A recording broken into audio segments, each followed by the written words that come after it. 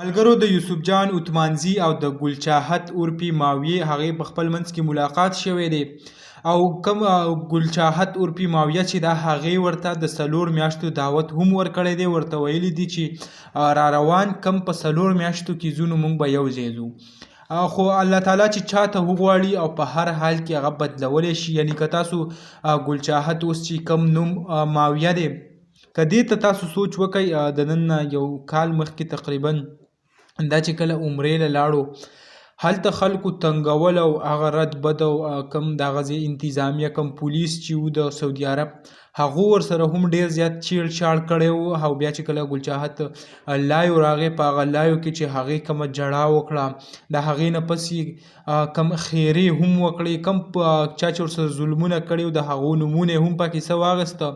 یعنی هغه په دې پیمانه شو چې آیا ما چې په هغه وخت کې څه کول کم تیر شوي عمر کې چې ما څه کول خلکو را باندې تنقید کاوه، نو وایي زه له دې نه توبهګاره شوم بیا رالم عمرې ته، خلک وایي را باندې اوس هم تنقید کوي.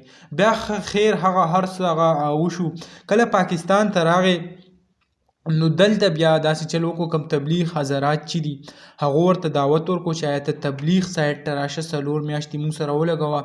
کله چې هغه 4 میاشتې ولګولې هغه به ستاسو وړاندې وي، باقاعده به ویډیو اپلوډ کولی.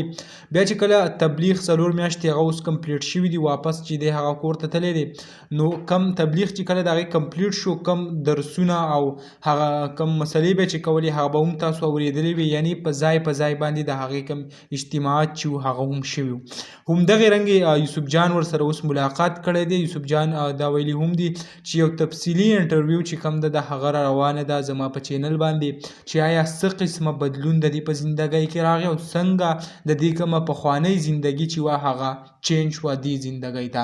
نو د هغې کوم مکمل تفصیل چې دی به تاسو سره راځي، خو موږ تاسو سره دا لنډه شان ویډیو شیر کوله په کم کې چې د دواړو هغه ملاقات شوی دی. دغه ویډیو و دغه معلوماتو تاسو سره هم شریک کړو. امید لرم ویډیو به خوښه شوي. که ویډیو هم خوښه شوي ویډیو لایک کړئ او که زموږ په چینل نوي یې چینل سبسکرایب کړئ د داسې نورو ویډیوګانو دپاره.